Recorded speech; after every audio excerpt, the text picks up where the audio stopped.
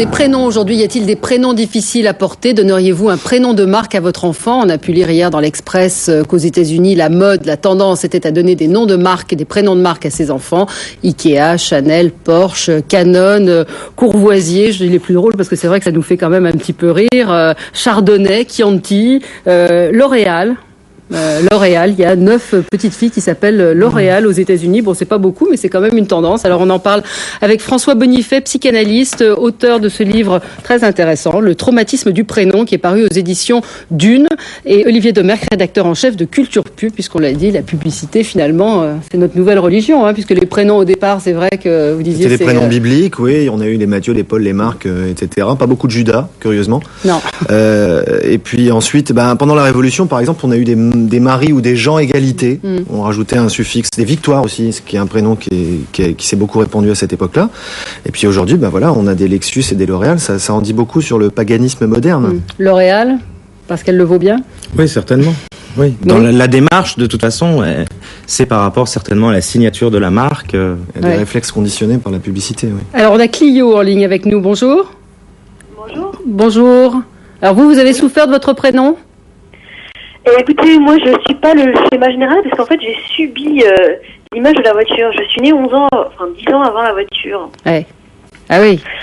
Donc j'ai pas eu de chance, j'étais en école primaire, donc vous pouvez imaginer tout ce qui s'accompagne avec, mais bon, c'est quelque chose qu'il faut apprendre à gérer, et il faut essayer d'en tirer les avantages. Et vous, mais ça vous a vraiment affecté à ce moment-là? Vous avez vraiment eu du mal? Mais écoutez, oui, parce que quand vous êtes petit, vous comprenez pas. En plus, c'est quelque chose vraiment qu'on vous impose, parce que la voiture est arrivée tout d'un coup. Il y a eu une énorme publicité faite autour de ça. C'était une campagne commerciale marketing énorme. Et c'est l'époque où, vous savez, les élèves, ils se charrient. Donc, la fin du primaire et tout le début du collège, j'ai eu le droit à toutes les blagues possibles et imaginables. La tout d'une grande, etc. Ouais. Vous connaissez bien les slogans. Oui, alors là, c'est le phénomène inverse, c'est-à-dire que le prénom existait avant la marque. C'est la muse de l'histoire, Clio. C'est un très beau prénom, finalement. Enfin, il y a une très belle histoire derrière. Et puis, qui est quand même un peu plus ambitieuse que simplement d'incarner des valeurs de marque. Là, on incarne des valeurs universelles, quoi. Ouais. Qu'est-ce que Clio, oui, c'est évidemment... La demoiselle parlait de raillerie mais en fait, ces railleries sont nécessaires à la construction de l'enfant. Il les faut, donc plus c'est facile, mieux on s'en sortira finalement. Ouais. Si le prénom porte à raillerie, vaut mieux à la limite que lorsqu'on s'appelle Lionel. Alors on a Madame Oumit en ligne avec nous, bonjour. Écoutez, je suis tout à fait d'accord avec la dame qui vient de vous parler. Disons que les moqueries commencent en primaire. Moi, j'ai moi-même un prénom qui est difficile. C'est Najat, donc c'était le Naja, le serpent. Et quand j'ai eu ma fille, donc j'ai préféré lui donner 2 prénoms. Donc un qui n'était pas facile puisqu'il y avait la lessive Gamma et elle s'appelle Gamar, qui est aussi un compliment en arabe qui veut dire lune. Et un deuxième prénom. Et donc quand elle est arrivée, les moqueries pareilles sont passées en primaire et en 6e, elle a décidé de prendre son second prénom. D'accord. Ce qui était plus facile à gérer. Moi, j'avais qu'un prénom, je ne pouvais pas le changer. Donc, quel que soit le prénom qu'on va donner à son enfant, je pense qu'il est aussi mieux de lui donner un deuxième prénom de manière à ce qu'il ait une liberté de choix. Bon. Voilà. Très bien. Est-ce que c'est bien, à votre avis, de donner le choix à un enfant d'avoir deux prénoms et de pouvoir choisir? Oui, mais il y aura toujours l'ordre de l'état civil.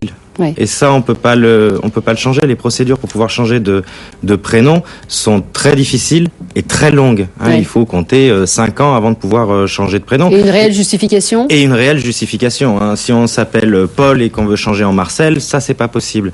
Il faut vraiment apporter la preuve du caractère préjudiciable du prénom. Ouais. Alors on a un mail. Mes parents m'ont donné le même prénom que mon frère décédé. Sur les conseils de spécialistes, j'utilise maintenant mon second prénom. Vous en parlez beaucoup dans votre livre, de ce poids du second prénom. C'est une tradition en France. Enfin, du prénom, oui. Ouais, c'est une tradition en France. On explique beaucoup de troubles, comme je disais, liés au fait de porter le prénom d'un enfant mort, mais que ce soit un enfant, un frère, une sœur morte, ou quelqu'un dans l'entourage. On a eu le cas de personnes qui s'occupent d'enfants cancéreux qui décèdent, et quand ils ont des enfants, ils reprennent les mêmes prénoms. Ouais. Et vous dites que ça a un impact évident, négatif et traumatisant pour un enfant. Jusqu'à ce que l'enfant ou l'adulte ait appris à vivre avec et fait la séparation d'avec la symbolique qu'on a mise sur le prénom. C'est vrai qu'avec les livres qui existent sur les prénoms, sur la plupart, on a des symboliques qui donnent les traits de caractère, qui donnent un petit peu un aperçu de ce que pourrait être la personne. Donc beaucoup de gens se réfèrent à ces ouvrages-là pour choisir un prénom. Donc à la limite, ça c'est plus sain, même si c'est pas forcément la réalité, c'est plus sain que d'aller chercher dans des traumatismes ou dans un vécu traumatisant. Ouais, vous dites, ce chapitre s'intitule « Le prénom comme une promesse » et me fait très justement remarquer que la promesse est dans la publicité. La promesse, c'est le programme d'une marque, c'est ce qu'elle nous propose. Donc dans le cas de Nike, par exemple, ça vient du nom de la déesse Athéna Nike en grec, qui veut dire la victoire, tout simplement. Et ce que nous promet Nike, c'est de la performance, du dépassement de soi. Je serais pas étonné d'ailleurs que qu'il y ait des Nike. Là, c'est pas dans ma liste.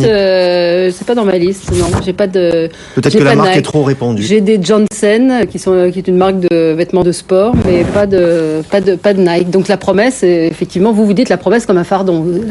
Ça s'appelle Marilyn, Greta ou Claudia.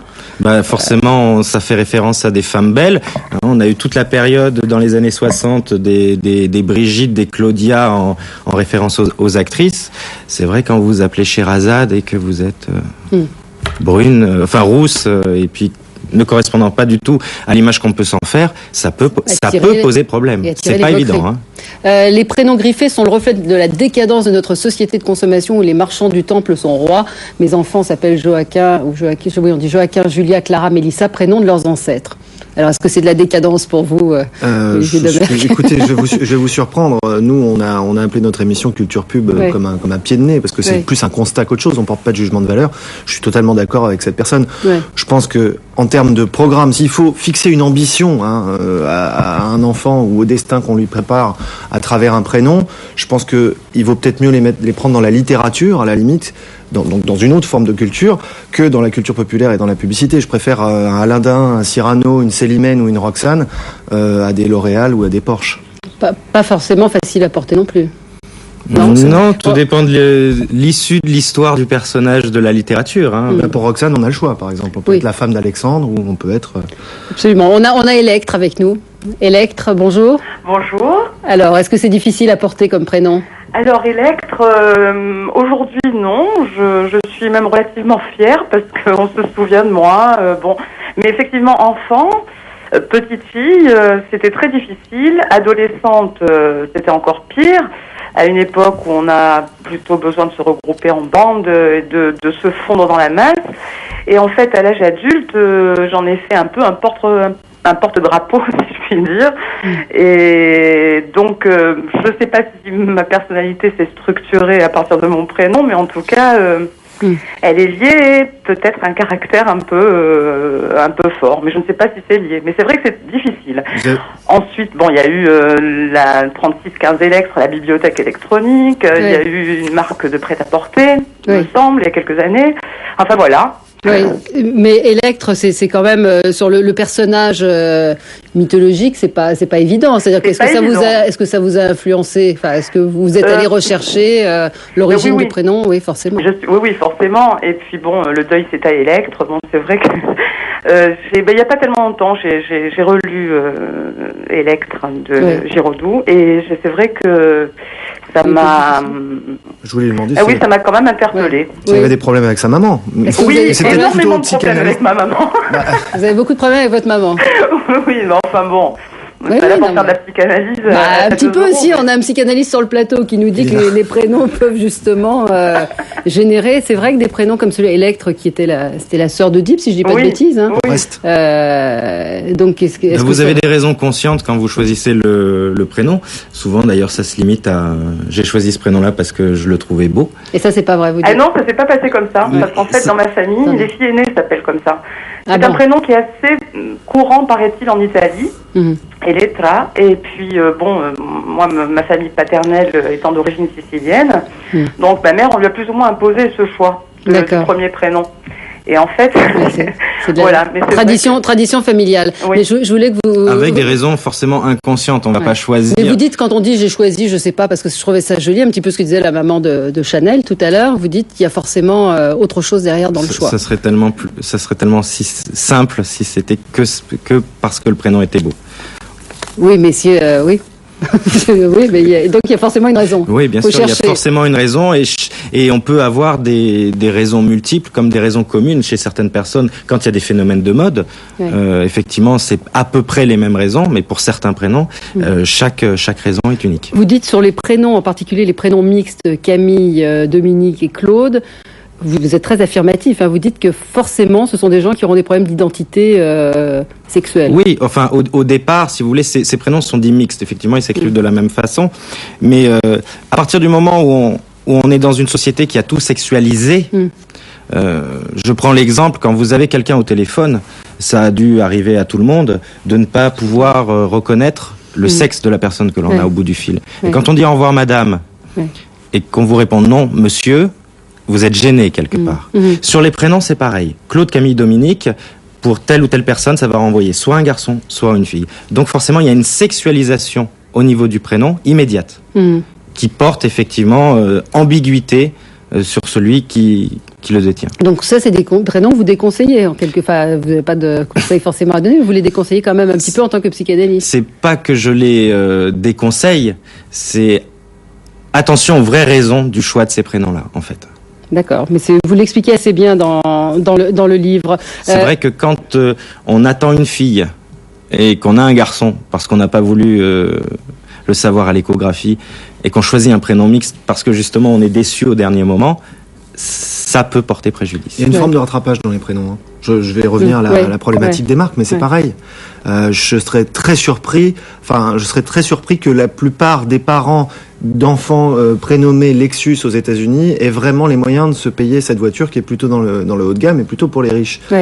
Quelqu'un qui est riche, qui est sûr de son statut social, qui est sûr de son bien-être, n'a pas besoin de prénommer son enfant d'après une marque à laquelle il aspire, puisqu'il y a accès. Donc pour vous, dans ce phénomène des marques, des prénoms de marque, c'est une manière de s'affirmer, de montrer un statut social qu'on n'a pas forcément. Voilà. Oui, un prénom est porteur aussi du projet des parents pour l'enfant. On avait un mail qui nous posait, Jeanne nous demandait pour quelle raison peut-on refuser un prénom aujourd'hui ?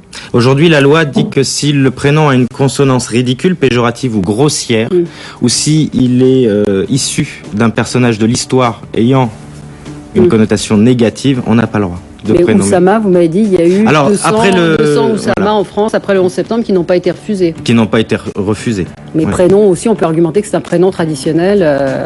On m'a dit qu'il y a des Marocains qui ont appelé... Oui. Comme Ben. Quant à Laden, c'est une marque commerciale. Oui. C'en était une. Donc Ben Laden, on peut argumenter. On m'a dit que Hayat était un prénom marocain, je le savais, sauf que là c'est vraiment écrit comme l'hôtel, H-Y-A-2-T aux États-Unis. Et puis voilà, c'était les différentes questions qu'on nous a posées. Oui, il y avait une question sur les livres autour des prénoms, la Cote des prénoms 2004, mais se méfier de la promesse qui est faite, Paul Valheureux, Fiona et autres, où on vous promet des choses sur le prénom, ça peut être très préjudiciable. Donc si vous voulez tout savoir, le traumatisme des prénoms, François Bonifay, c'est aux éditions Dune 95, l'Express, un article sur cette mode américaine des prénoms américains, et Culture Pub sur M6 tous les 15 jours. Merci à tous les deux, tout de suite le journal.